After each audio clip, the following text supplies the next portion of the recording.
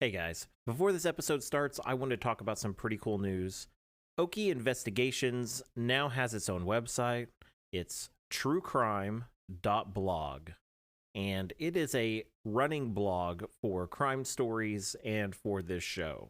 So if you're a true crime buff and you want to see some cool things that we gathered while researching each show, including a timeline of events that we put together, newspaper clippings, court documents, and much, much more. Come check us out at truecrime.blog. 1, 2, 3. Hello, ladies and gentlemen, and welcome to a special Wednesday edition of Okie Investigations. I know a lot of people are enjoying the Oklahoma history episodes, and so that's what this is going to be. This is going to be us jumping into the Okie time machine, and we are going back in time to look at Oklahoma's darker history. Now, the time frame we'll be looking at is going to be before statehood all the way up probably to the 1940s. I think anything after 1940, let's make 1950 the cutoff. So 1950, that's going to be reserved for the other show pretty much. It's newer, it's going to be, maybe even solvable crimes if they're unsolved, or stories that are a little bit more researchable, I would say. Most of the stories that will be featured on this Wednesday edition shows will be first-hand accounts that was recorded down by reports or newspapers or books or something like that, along those lines. Big thank you to everybody that's gone to the Facebook page. If you haven't done it yet, it's facebook.com/Okie Investigations. This last Sunday, we broke the 200 like barrier, which is awesome. And so I want to say thank you to everybody that's liked the page so far.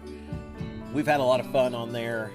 We post a little bit of information about each episode, and a lot of the articles and things that I find I'll be posting on there as well.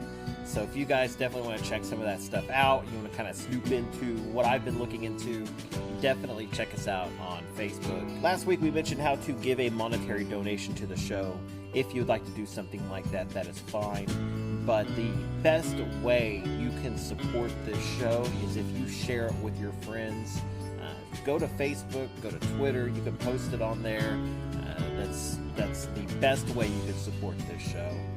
But enough of the housekeeping, let's move on with today's show. Today we are stepping into the Okie time machine, and we're going back all the way to July 7th, 1932, where a woman has been found shot in her driveway. She's just barely alive, and neighbors have called the police. When the police and paramedics arrived, they knew this was not good. This woman was shot just below her heart, and she was quickly bleeding out, and she was obviously on borrowed time. As the authorities were attending to the woman, they then searched the home where they found her husband lying in their bed with his throat slashed. Authorities were able to quickly identify the two victims here, which was Miss Bobby Igo. She was 28 years old, and her husband, the man in the bed with his throat slashed, was Gilbert Igo. He was 45 years old. They were both rushed to the hospital. They were both just barely alive. When at the hospital, Mrs. Igo was able to get the attention of a young nurse. That nurse recorded for Miss Igo her last will and testament. She stated, "I want everything to go to Mother." The nurse then had her sign the note in order to make it somewhat official.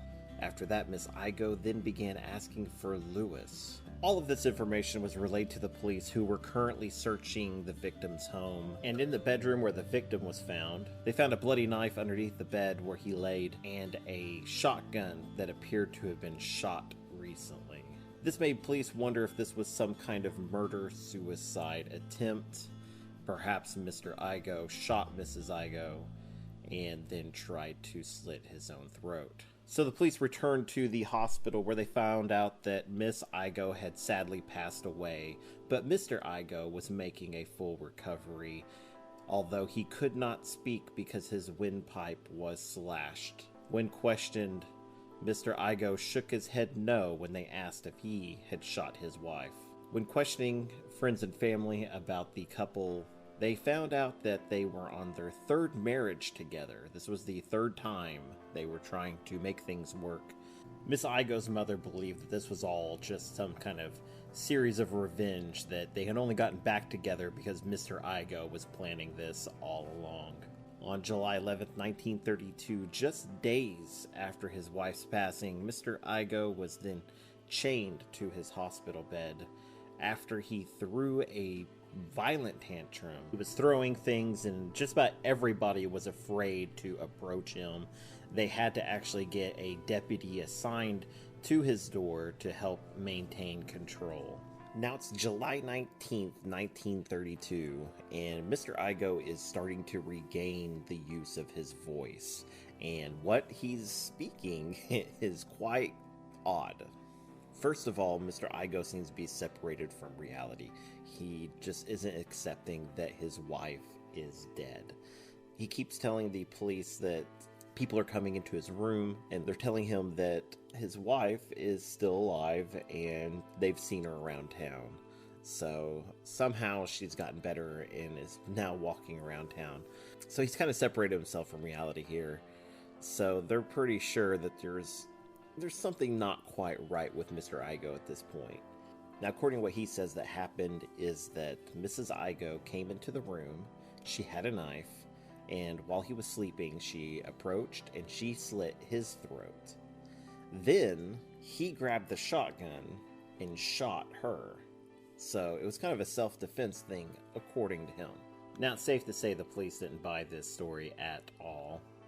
The police then charged Mr. Igo with the murder of his wife. He's freely admitted that he has shot her, so they believe it was not in self-defense. So they're going to go ahead and go forward with that charge.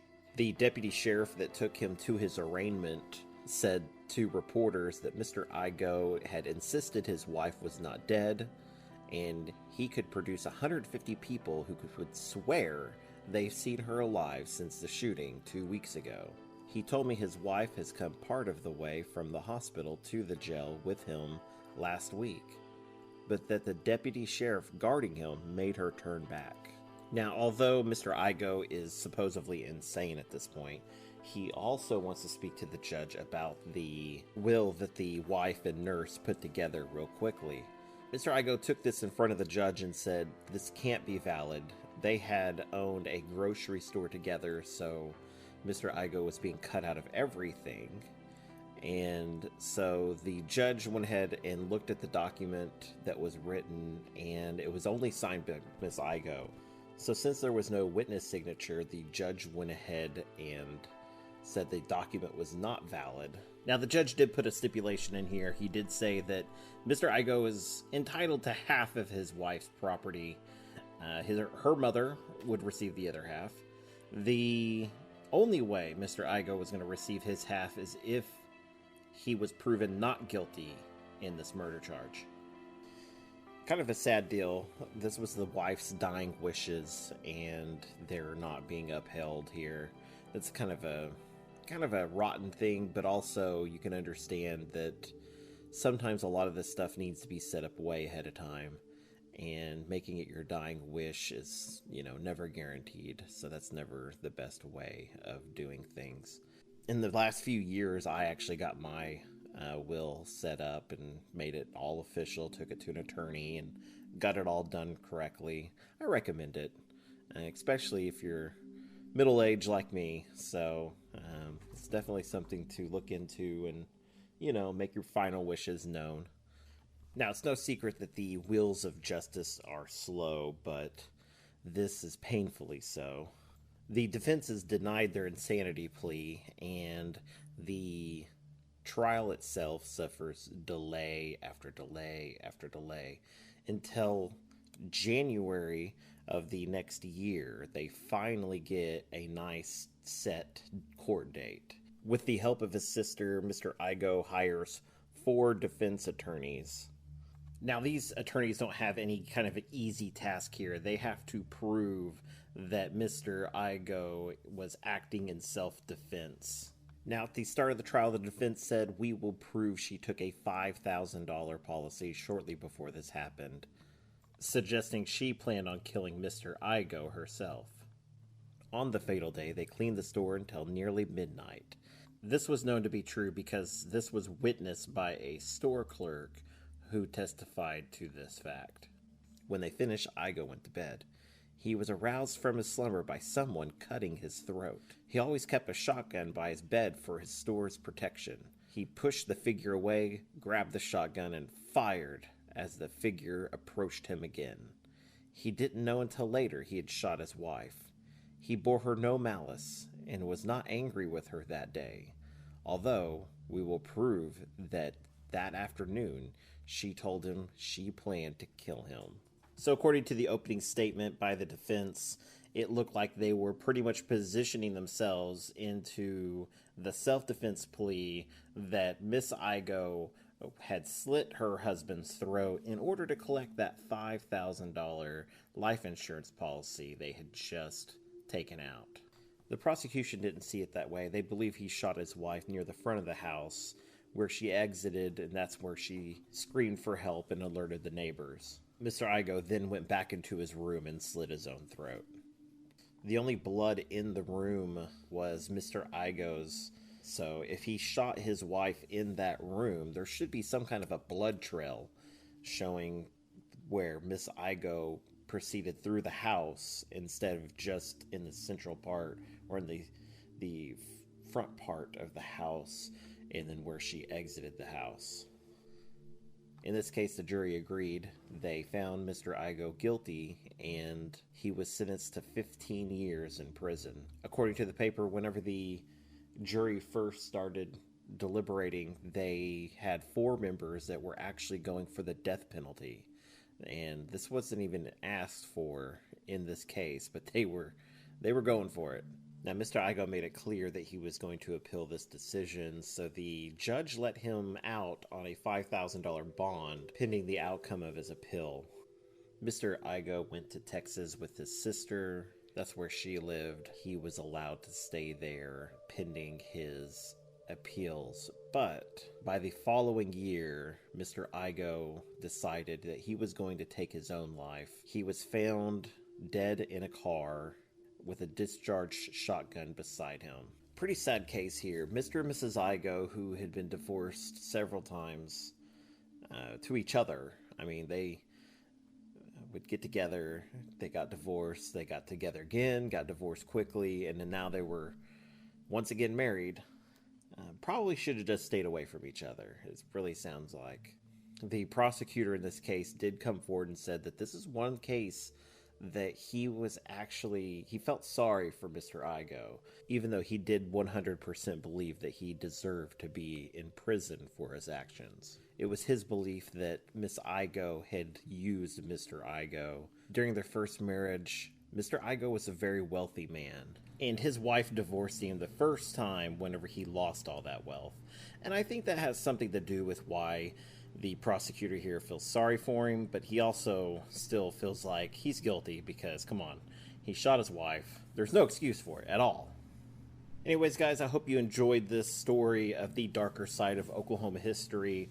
Join us again this Sunday as we move on to part 2 of the story of Jennifer Janelle Gilbert, who disappeared after a football game and was found slain just 10 miles away. If you haven't already, make sure you hit that subscribe button. That way, whenever we have new episodes, you will be the first to know.